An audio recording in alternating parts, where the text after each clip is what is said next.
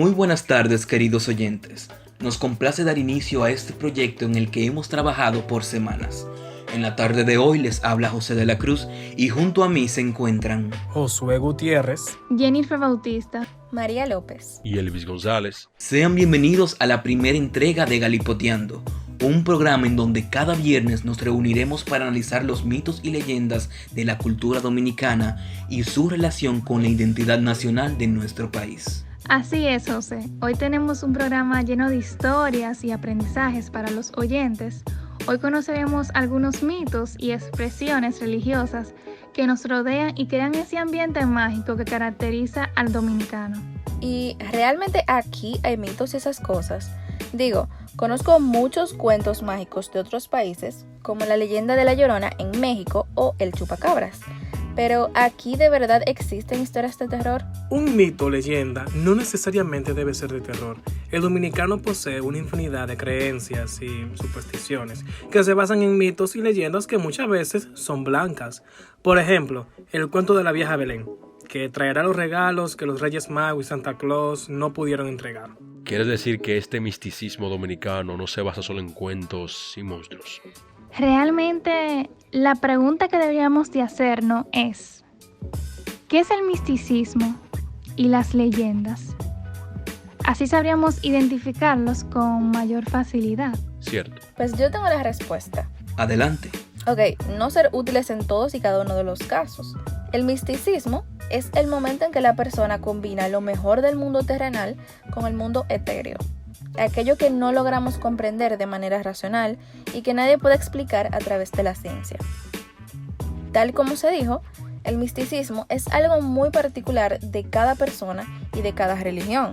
Esto es así porque el misticismo es entendido como un fenómeno que se relaciona con el sentir más profundo de cada persona, por lo cual no hay reglas o parámetros que puedan guiar de manera completa tales sensaciones. ¿Y las leyendas? Las leyendas no se caracterizan por narrar hechos reales con rigor y exactitud, sino que su finalidad era subrayar un componente espiritual o una intención asociada a la moral y las buenas costumbres. La historia avanzó y la idea de la leyenda comenzó a vincularse a una narración ya sea escrita u oral que se exhibe como una verdadera al sustentarse en algo real, pero que incluye ciertos componentes propios de la imaginación y de la ficción. Las leyendas se transmiten de generación en generación, lo que posibilita que se vayan modificando de acuerdo al contexto social y a la época. Ok, ya todo tiene sentido, es decir, que la religión influye mucho en la estructura de estos conceptos. De hecho, la religión es una parte muy importante de la cultura dominicana, independientemente de su afiliación religiosa. No es raro que la gente busque asesoramiento de su sacerdote local o el obispo. Rezar a los santos es muy popular. Sí, al igual que el vudú. El vudú, eso no lo hacen solo los haitianos. ¿Cómo te explico? Vudú sigue siendo un tema tabú en la República Dominicana. La mayoría de dominicanos identifica o generaliza como una religión pagana que practica rituales de sacrificio de animales y utiliza muñecos vudú para infligir dolor. Sin embargo, aunque vudú continúa a ser una subcultura dominicana que tiene pocos seguidores, todavía es influyente en la religión cristiana. La República Dominicana puede considerarse como una identidad étnica y cultural contradictoria. Aunque la religión principal en la República Dominicana ya no es católica, la Iglesia todavía ejerce una cantidad inmensa de poder sobre la nación caribeña. Muchas de las ideas de dominicanos proceden de las enseñanzas de la Iglesia y a lo largo de la historia de la Iglesia católica han identificado al vudú como algo que se debe tener miedo. Al igual que los palos, que no son más que expresiones del propio catolicismo o influencias africanas. Exacto. Pero ahora pensándolo bien, ¿por qué si el dominicano experimenta esas creencias y mitos de manera cotidiana, nadie habla de ellas? Por el tabú. Existe tabú en temas místicos por muchas razones, donde la principal es la época de las historias y la clase social de la persona que la creen. la mayoría de historias datan de años muy antiguos, donde el dominicano carecía de información. Se arraigó más de lo debido a la religión como explicación a todo lo difícil de explicar, y fue muy temeroso. Entonces sucede que estas historias como el Bacá, la Ciguapa, Botijas, brujas y demás eran más comunes en campos, o sea, donde era casi imposible encontrar pruebas contundentes de la existencia de estos mitos y leyendas. Por lo tanto, año tras año van perdiendo credibilidad.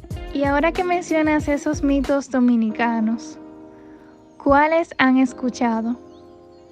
Pues yo he oído hablar de los bienbienes. ¿Los qué? Los bienbienes son seres salvajes conformados en clanes escondidos en las montañas. Viven desnudos y de formas irracionales y emiten gruñidos como único lenguaje. Su aspecto es feo y desagradable. Tienen el cuerpo enjunto, deforme y de muy baja estatura. Se asegura que entre los bienbienes hay algunos que comen carne humada obtenida por sacrificio. Se llaman mondongos. Y tienen el pelo rojo amarillento. Añade la leyenda que cuando algunas personas se acercan al territorio de los bienbienes, estos los espantan con gritos y alaridos amenazadores. Pero eso es de nuestra cultura. Así es. También tenemos como historia mística de nuestra cultura al Bacá. Este es un demonio que los hacendados o dueños de finca le lanzan a sus propiedades para que no les roben los frutos o las cosechas. Se rumorea que estos demonios eran obtenidos por los hacendados mediante pactos satánicos que les garantizaban la protección del demonio a todas sus propiedades.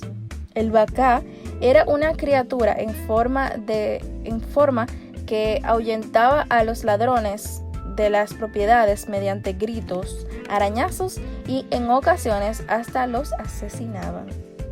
Otro mito es el del galipote. Se trata de un ser mítico caracterizado por la habilidad de transformarse en distintos animales y objetos inanimados, como árboles o piedras.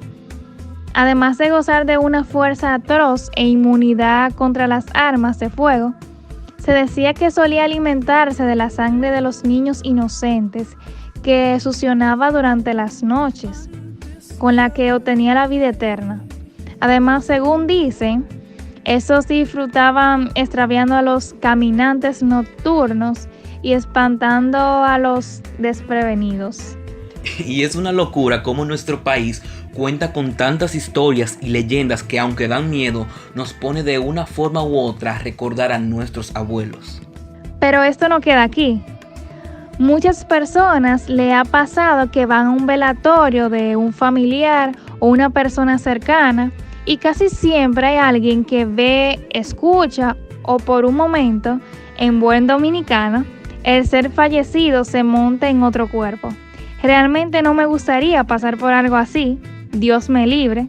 Sin embargo, hay personas que dicen que eso no es verdad, que son cosas para llamar la atención, y otras como yo, que se asustan y mejor nos quedamos callados y tranquilos.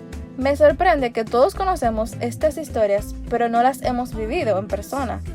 ¿O han vivido alguna experiencia paranormal? He tenido una historia bien rara que obviamente luego de mucho tiempo pude encontrarle una explicación, ya que era fruto de parálisis de sueño. Por lo tanto, no creo que sea necesaria contarla. Pero en cambio, mis abuelos pasaron por un suceso que no sé si creerle o simplemente pensar que tuvo que ver algo más o si simplemente fue coincidencia. En esos años del 70, 80, en el campo de mi abuelo y abuela, vivían juntos, obviamente. Una persona muy querida de ellos falleció. Pues sucede que minutos antes de que se informara la muerte de dicha persona, una mecedora donde él usualmente se sentaba, en la casa de mis abuelos, empezó a moverse sin nadie encima. Y eso lo veo mi abuelo y mi abuela. Cosa extraña y muy rara, porque luego de que ellos vieran eso, fue que dieron la información de que se había muerto esa persona. También hay muchas historias de fantasmas en el desalojo, que el desalojo, para que no sepa, es un lugar donde se llevan las vacas a tomar agua y caminar. De brujas que son tumbadas en sus escobas y muchas cosas más. Bueno, yo no sé hasta qué punto se pueda considerar esto como una experiencia sobrenatural, porque hasta donde yo sé, este fenómeno tiene una explicación lógica. Y la verdad es que prefiero seguir creyendo que tiene una explicación. Pero bueno, lo contaré de todas maneras. Sucede que desde pequeño yo he sido una persona que sufre mucho de parálisis del sueño, en las que por lo general suelo tener alucinaciones visuales, auditivas y táctiles. Aunque la verdad es que ya he tenido tantas parálisis del sueño que me he acostumbrado a ellas y les he perdido el miedo. Sin embargo, recuerdo que tuve una en específico que sí me asustó bastante. Ni siquiera era de noche, fue en la tarde y me había quedado dormido en la cama de mi papá.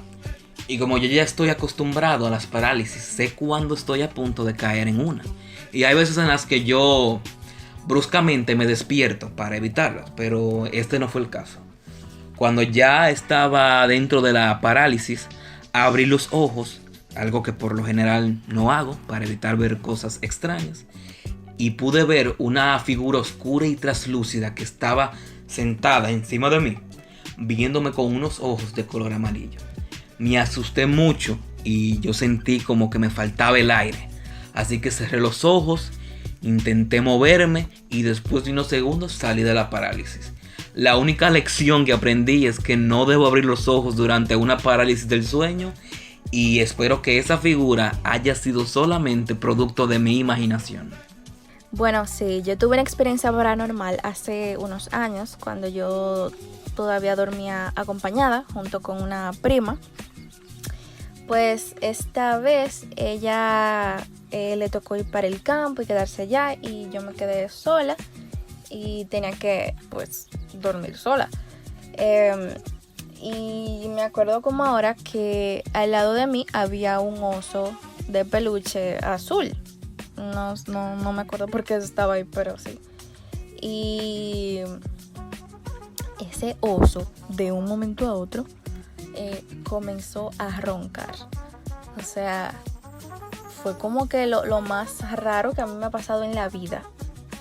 Yo no entiendo qué pasó, no sé, pero fue horrible. Yo realmente no he tenido experiencias sobrenaturales como de mis compañeros, pero puedo decir que tras vivir con mi abuela, tengo algunos cuentitos.